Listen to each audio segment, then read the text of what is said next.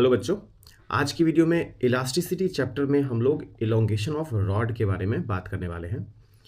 अब रॉड को अगर आप पुल करते हैं तो क्रॉस सेक्शन पे force per unit area stress develop होता है, जिसमें ये जो फोर्स होता है ये क्रॉस सेक्शन एरिया के क्या होता है, परपेंडिकुलर हम लोग कंसीडर करते हैं। उसके बाद फिर अगर आप पुल कर रहे हैं तो लेंथ में चेंज आएगा। अब बात करते हैं स्ट्रेन के बारे में। तो स्ट्रेन होता है फ्रैक्शनल चेंज इन लेंथ, मतलब change in length upon original value. ठीक है, इसको लिख पाओगे डेल्टा एल बाई एल, मतलब total change in length upon total length. कब? जब टेंशन क्या हो, कांस्टेंट। क्रॉस सेक्शन को जब तुम पुल कर रहे हो रॉड को तो क्रॉस सेक्शन पे टेंशन डेवलप होगा, है ना। तो टेंशन थ्रू आउट रॉड अगर कांस्टेंट होगा तो आप total change in length upon original length ऐसे लिख के आप स्ट्रेन डिफाइन कर सकते हो, है ना। और फिर डेल्टा एल फाइन कर सकते हो, स्ट्रेन को टोटल लेंथ से मल्टीप्लाई कर दो, है ना, और डेल्टा एल उस तरीके से आ जाएगा। दूसरा तरीका है कि आप लोकल लेवल पे स्ट्रेन डिफाइन करें। क्या मतलब है लोकल लेवल का? तो रॉड पे आप जाइए किसी एक्स पे और एक्स पे जाके एक डी एक्स टुकड़ा उठाइए। अगर आप पुल कर रहे हैं रॉड को तो ये डी एक्स का भी लेंथ डी एल कुछ तो अमाउंट से बढ़ेगा, है कि नहीं। तो आप स्ट्रेन डिफाइन कर पाएंगे ओरिजिनल लेंथ नीचे और ऊपर इलोंगेशन। देखो ये डी एक्स लेंथ जो है कुछ अमाउंट से इलोंगेट हो गया, जैसे यहाँ पे डी एल 1 अमाउंट से इलोंगेट हुआ। तो आप डिफाइन कर पाएंगे इंक्रीज इन लेंथ किसी जनरल लोकल लेवल पे जाके upon original length D x. ठीक है, अब इस तरीके से स्ट्रेन को डिफाइन करना हम लोग टेंशन कांस्टेंट हो तो भी कर सकते हैं और टेंशन वेरिएबल हो तो भी कर सकते हैं, लेकिन इस तरीके से स्ट्रेन तभी डिफाइन होगा जब टेंशन कांस्टेंट हो। सर क्या बोल रहे हैं, क्यों होगा ऐसे? तो इस सब के बारे में बात करते हैं।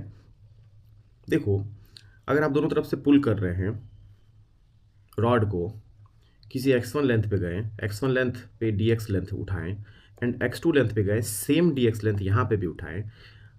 अब देखो यहाँ जो dx लेंथ है ये बोल रहा कि सर दोनों तरफ से पुल किया जा रहा, तो क्रॉस सेक्शन पे टेंशन डेवलप हुआ है, तो यहाँ पे टेंशन t और इधर भी t पुल कर रहा है इसको, इसकी वजह से इसका लेंथ dl1 बढ़ गया।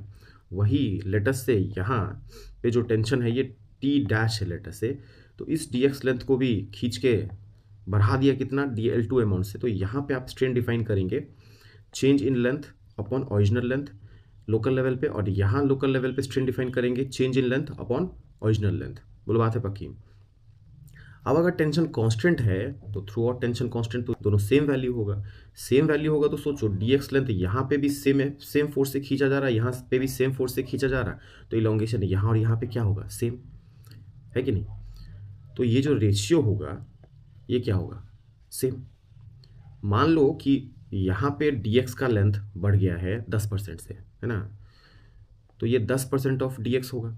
सिमिलरली टेंशन अगर सेम है थ्रू आउट तो यहाँ पे भी same dx length same fraction से बढ़ेगा, क्योंकि सेम फोर्स से पुल किया जा रहा है, टेंशन कांस्टेंट अगर सब जगह है तो यहाँ पे भी dx लेंथ 10% से ही बढ़ेगा अगर इधर बढ़ा है 10% से। बात समझ रहे हो? तो इस तरीके से हर टुकड़े की बात करें, हर टुकड़ा बोल रहा कि सर टेंशन अगर कांस्टेंट है तो हर dx टुकड़ा बोलेगा कि सर हम तो सेम फोर्स से खींचे जा रहे हैं, तो हमारा लेंथ भी सेम फ्रैक्शन में बढ़ेगा, है कि नहीं।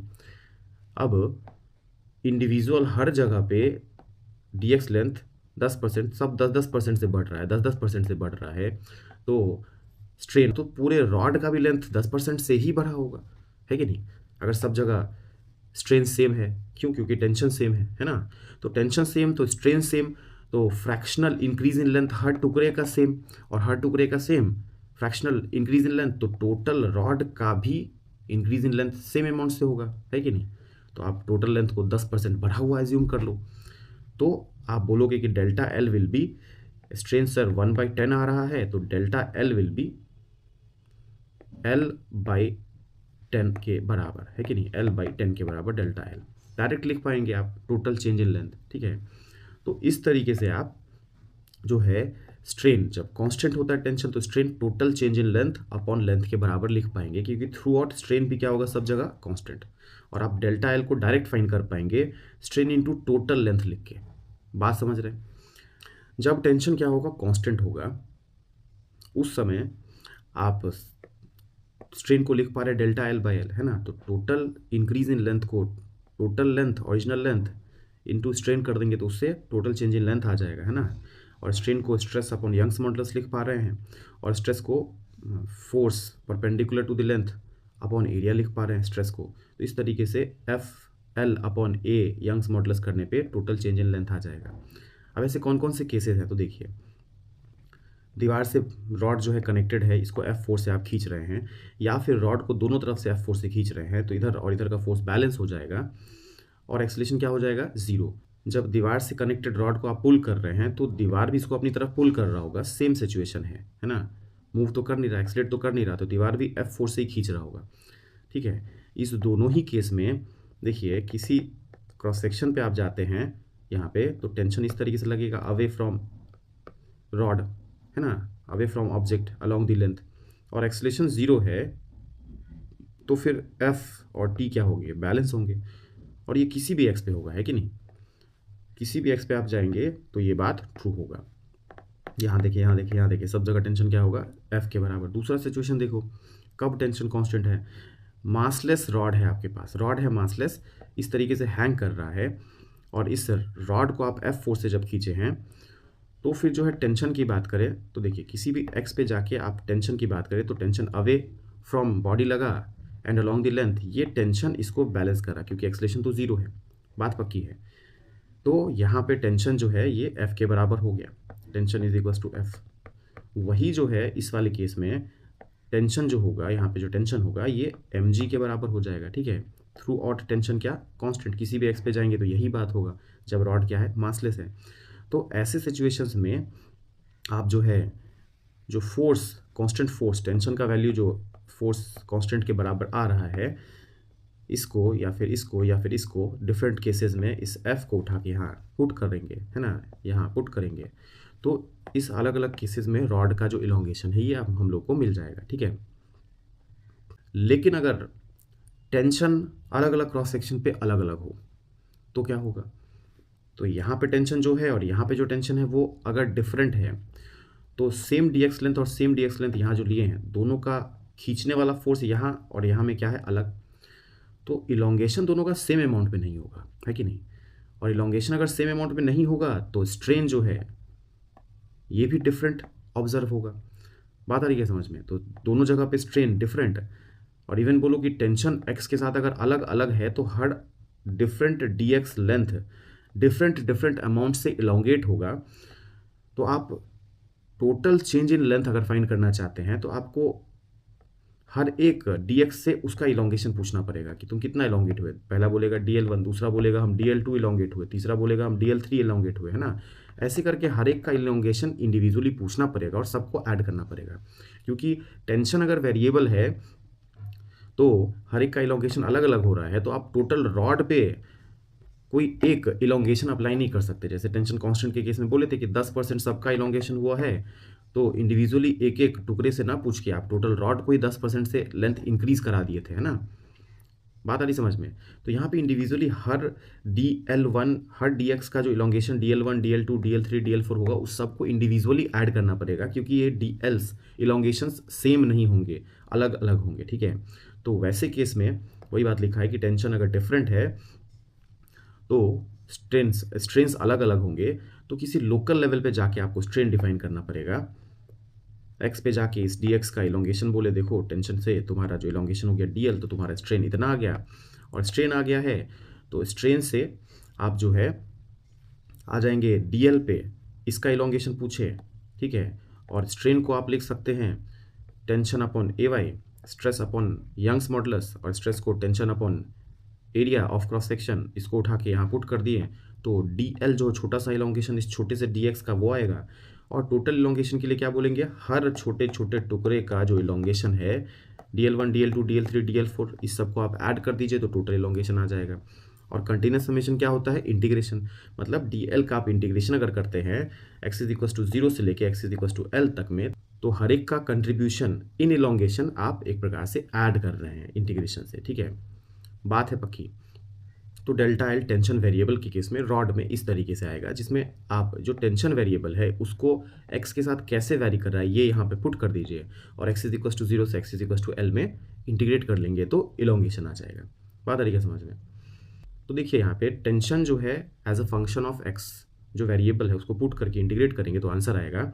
इसके कुछ केसेस, जैसे यहाँ पे देखो रॉड ऑफ मास m है, ठीक है, मास है रॉड का कुछ, तो फिर l लेंथ का मास है अगर m के बराबर, तो x लेंथ का मास होगा m/l इंटू एक्स के बराबर, ठीक है, यूनिटरी मेथड से। अब यहाँ रॉड हैंग कर रहा है वर्टिकली, x लेंथ पे जाते हैं तो इतनी दूर का मास जो होगा, अभी लिखे हम लोग, है ना, तो यहाँ क्रॉस सेक्शन पे अगर टेंशन देखें इमेजिनरी कट लगा के, तो ये टेंशन इस हैंगिंग वजन को बैलेंस करेगा, तो टेंशन जो है इतने के बराबर होगा। इस केस में अगर इलोंगेशन फाइंड करने बोला जाए आपको कि रॉड अपने वजन की वजह से कितना इलोंगेट हुआ होगा, तो आप इस टेंशन को उठाएंगे, यहाँ पुट करेंगे, इंटीग्रेट करेंगे x इज इक्वल टू 0 से x is equal to l तक, तो टोटल इलोंगेशन आ जाएगा। दूसरा केस है कि आप इसी रॉड को, जो ऑलरेडी इसका कुछ मास है ना, इसको फोर्स F से नीचे खींच रहे हैं, है ना, तो हैंगिंग वजन जो है वो तो इतना है ही, हैंगिंग मास जो है वो तो इतना है ही, इंटू जी कर देंगे तो वजन, उसके अलावा आप फोर्स भी लगा रहे हैं नीचे की तरफ, तो क्रॉस सेक्शन पे टेंशन जो होगा, किसी भी जनरल एक्स पे जाएंगे तो क्रॉस सेक्शन पे टेंशन जो होगा दिस एंड दिस, इस दोनों को बैलेंस करेगा, है कि नहीं। तो यहाँ से टेंशन एक्स के साथ जैसे वैरी कर रहा है वो एक्सप्रेशन आ जाएगा, और इस टेंशन को आप उठा के यहाँ पुट कर देंगे, इंटीग्रेट कर देंगे एक्स इज इक्वल टू 0 से l तक, तो टोटल इलोंगेशन इस केस में भी आ जाएगा। सिमिलरली अगर आप रॉड से कोई मास हैंग कर रहे हैं तो फिर वजन mg नीचे लगेगा, और फिर ये जो किसी जनरल x पे अगर टेंशन फाइंड करते हैं तो ये वजन तो नीचे लगेगा ही, और x लेंथ का जो मास है उसकी वजह से नीचे की तरफ वजन लगेगा। टेंशन जो है इस दोनों को क्या कर रहा, बैलेंस कर रहा, तो टेंशन को आप ऐसे लिख पाएंगे x के फॉर्म में, और इसको उठाएंगे और इसको उठा के जो है इस वाले एक्सप्रेशन में पुट करके इंटीग्रेट कर लेंगे, तो टोटल चेंज इन लेंथ आ जाएगा। इस रॉड का इलोंगेशन कितना हुआ होगा खुद के और हैंगिंग वजन की वजह से मिला के वो आ जाएगा। बात है पक्की। ऐसे ही एक और केस है जिसमें कि आप रॉड को हॉरिजॉन्टली रख के पुल कर रहे हैं, ठीक है, इधर से F1 फोर्स, इधर से F2 फोर्स लगा रहे हैं, F1 क्या है, ग्रेटर देन F2 है, ठीक है, तो ऑब्वियस बात एक्सलेट करेगा, एक्सलेशन लिखोगे ज़्यादा में से कम फोर्स अपॉन मास, ठीक है। अब एक्सलेट जब कर रहा है तो क्रॉस सेक्शन पे टेंशन की बात करें, किसी एक्स पे जाके आप जब देखेंगे तो एक्सलेशन इस टुकड़े का भी उतना ही होगा, इतने के बराबर जितना इस रॉड का है, वैसे इस टुकड़े का भी एक्सलेशन इतना ही होगा, है ना, इमेजिनरी कट लगा के देख रहे हैं, तो यहाँ पे tension away from body long the length, away from body long the length लगा। अब इसको चाहे तो सिस्टम मान लीजिए या फिर इसको सिस्टम मान लीजिए और फिर टेंशन फाइंड कर लीजिए। तो लेटेस्ट से हम लोग इसको सिस्टम माने हैं, तो इस एक्स लेंथ का मास, है ना, यूनिटरी मेथड से थोड़ी देर पहले फाइंड किया ही है ना, एल लेंथ का मास m, तो एक्स लेंथ का m/l इंटू एक्स के बराबर, है ना। तो यहाँ पे इस एक्स लेंथ का मास जो है इतने के बराबर है, ये एक्सलेट कर रहा है आगे, F1 फोर्स पीछे टेंशन लग रहा, तो net force is equal to mass into acceleration से F1 minus T is equal to इसका मास इंटू एक्सलेशन, एक्सलेशन का वैल्यू यहाँ पे आप पुट कर दिए, तो काटते छाटते टेंशन यहाँ पे जो है इतने के बराबर आ गया, ठीक है। यहाँ पे भी tension as a function of X है। अब इस टेंशन को वापस से जो है आप उठा के इस वाले एक्सप्रेशन में पुट करेंगे, है ना, इस वाले एक्सप्रेशन में पुट करेंगे, तो फिर इसका जो इलोंगेशन है ये आ जाएगा। तो elongation of rod in case of tension constant and in case tension variable, ये हम लोग देखें, ठीक है। अब सबसे लास्ट वाला जो केस है इसी पे बेस्ड एक सवाल देखते हैं। देखिए इधर की तरफ से 3F फोर्स, इधर की तरफ से F फोर्स आप लगाए हैं और ये फ्रिक्शनलेस सरफेस है, तो हम लोग को बोला गया कि फाइंड करिए इलोंगेशन ऑफ रॉड, दिया है इसका मास, इसका लेंथ, इसका cross section area and Young's modulus, ठीक है। तो थोड़ी देर पहले जैसा देखिए अपने को क्या फाइंड करने का जरूरत है, टेंशन एट एक्स फाइंड करने का जरूरत है ना, और उसके बाद फिर इसको इस वाले फॉर्मूले में पुट करने का जरूरत है ना। तो उसके लिए सबसे पहले तो एक्सलेशन फाइंड करना पड़ेगा, तो ज़्यादा फोर्स में से कम फोर्स अपॉन मास, एक्सलेशन आ गया इतने के बराबर। अब किसी जनरल एक्स पे जाके आप जो है इमेजिनरी कट लगाएं और टेंशन की बात किए। अब अगर इस वाले टुकड़े को कंसिडर करें तो 3F minus T net force is equal to mass इसका इंटू एक्सलरेशन, है ना। एक्सलेशन यहाँ से उठाइए, यहाँ पुट कर दीजिए, सॉल्व करिए टेंशन के लिए, टेंशन इतना आ गया F के फॉर्म में एंड एक्स के फॉर्म में। अब यहाँ पे टेंशन है वेरिएबल, तो stress upon Young's modulus strain लिखते हैं, है कि नहीं। तो स्ट्रेन भी क्या होगा, वेरिएबल, और स्ट्रेन अगर वेरिएबल है एक्स के साथ तो वही बात है DL1 DL2 जो हम लोग बोलते हैं ना, अलग अलग एक्स पे जाके आप dx टुकड़ा लिए, उसका इलोंगेशन DL1 और उसका इलोंगेशन DL2, है ना। तो DL1 DL2 क्या होंगे, इलोंगेशंस जो होंगे अलग अलग जगह के अलग अलग होंगे, है ना, for same value of length. तो हम लोगों को यहाँ पे इंटीग्रेशन लगाना पड़ेगा। तो देखो स्ट्रेन को हम लोग लिखे हैं स्ट्रेस अपॉन यंग्स मॉडुलस, और स्ट्रेस को लिख पाएंगे किसी क्रॉस सेक्शन पे टी अपॉन एरिया, है ना, टेंशन अपॉन एरिया। अपने को अब इलोंगेशन चाहिए, तो किसी एक्स लेंथ पे जाके dx टुकड़े से पूछे कि भाई dx तुम टेंशन की वजह से, खींचने की वजह से कितना इलोंगेट हुए, तो बताया dl अमाउंट से इलोंगेट हुए। तो लोकल लेवल पे स्ट्रेन यहाँ डिफाइन किए, इलोंगेशन अपॉन ओरिजिनल लेंथ, और वहाँ से इलोंगेशन को इस तरीके से लिखें, और स्ट्रेन को हम लोग यहाँ से उठाएं t अपॉन ए यंग्स मॉडुलस लिख दिए। टेंशन आया था इतने के बराबर, इसको उठाएं और यहाँ पे पुट कर दिए, तो dl जो है कुछ इस तरीके से x के फॉर्म में आ गया। अब टोटल इलोंगेशन के लिए हम लोग को करना क्या है, हर एक छोटे छोटे टुकड़े का जो लेंथ बढ़ा होगा, dl1 dl2 dl3 अलग अलग अमाउंट से बढ़ा होगा, उस सब को कंटिन्यूसली ऐड कर देना है ना। इंटीग्रेशन से कर दिया ऐड, इंटीग्रेशन से।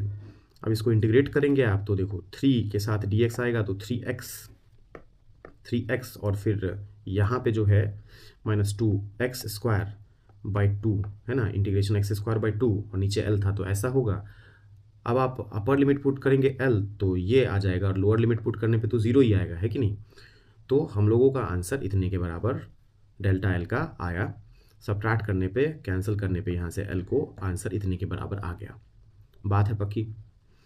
अब इसी में एक ऑब्जर्वेशन है कि रॉड को आप इधर F1 से और इधर F2 से पुल कर रहे हैं, इधर की तरफ ये एक्सलेट किया, F1 ज़्यादा है F2 से, सरफेस है फ्रिक्शनलेस, तो F एवरेज जो है अगर हम लोग डिफाइन करें F1 + F2/2, तो इंक्रीज इन लेंथ को आप लिख पाएंगे average force upon area, length upon Young's modulus. जैसे कि जब टेंशन कांस्टेंट होता था तो इंक्रीज इन लेंथ कुछ इस तरीके से लिखे थे ना, F अपॉन एरिया L और यंग्स मॉडुलस। इसी से सिमिलर रिजल्ट जो है रॉड का यहाँ पे हम लोग लिख पा रहे हैं F average upon area L upon Young's modulus, है ना। तो F एवरेज अगर यहाँ पुट करते हैं तो डेल्टा L जो है हम लोगों का इस तरीके से भी आता है। जैसे यहाँ पे 3F और इधर F था, तो F एवरेज की बात करें कितना 2F हो जाएगा, है ना, ऐड करके /2 कर दो तो 2F। अब इसी को उठा के आप यहाँ पुट करें तो आंसर इतना, है ना, डेल्टा L का, जो कि देखो आया हुआ है यहाँ पे। तो इस पार्टिकुलर केस में आप जो है F एवरेज को यहाँ पुट करके भी आंसर पे अराइव कर सकते हैं। बात आ रही है समझ में।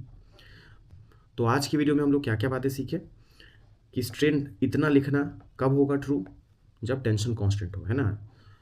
और उस केस में डेल्टा L, आप स्ट्रेन को डेल्टा L/L लिख के डेल्टा L फाइंड कर सकते हैं स्ट्रेन से टोटल लेंथ को मल्टीप्लाई करके, है ना, जो कि इतने के बराबर आता है। ये सारे केसेस देखें, और वही अगर टेंशन x के साथ वैरी कर रहा होगा तो हर टुकड़े का इलोंगेशन अलग अलग होगा, हर एक का इलोंगेशन अपने को फाइंड करना पड़ेगा इंडिविजुअली, और इंटीग्रेट करके ऐड करना पड़ेगा, है कि नहीं। बात आ रही है समझ में। बाकी मिलते हैं अगले वीडियो में।